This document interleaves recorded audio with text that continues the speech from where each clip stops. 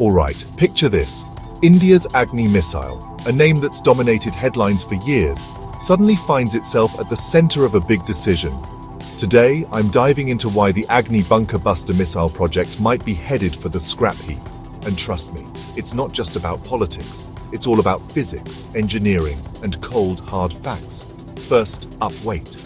The original Agni was designed as a strategic ballistic missile, optimized for range and payload, not for slamming through reinforced mountain bunkers.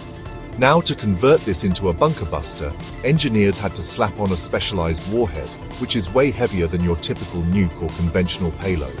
Add in all the extra tech needed for penetration, think reinforced casings, advanced guidance, and suddenly, you've got a missile that's tipping the scales. Bottom line, when a missile gets too heavy, its range drops, maneuverability suffers, and launching it becomes a logistical headache. But here's the second problem: the actual bunker buster tech. Bunker busters are supposed to drill deep into the earth or through solid rock before blowing up, maximizing damage to whatever's buried below. To do this, they need a combo of massive kinetic energy, specialized nose cones, and clever sequencing of explosives. Cramming all that into the Agni's airframe isn't as easy as it sounds, especially when the missile was never designed for this task. The result? A weapon that struggles to penetrate even 2 meters in hard mountain terrain. That's nowhere near enough when your target is a deeply buried command post or an underground facility protected by layers of reinforced concrete and granite. So why not just build something new? Well, that's exactly what defense planners are starting to realize.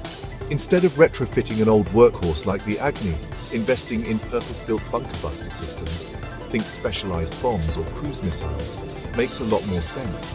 These can be launched from fighter jets, are easier to deploy, and can be tailored specifically for the unique challenges of mountain warfare. In the end, the Agni bunker buster project might have sounded cool on paper, but in the real world, it's a classic case of trying to fit a square peg into a round hole. Sometimes, the best move is to cut your losses and focus on what actually works. That's the story behind why India is likely walking away from the Agni bunker buster missile. Got thoughts? Drop them in the comments.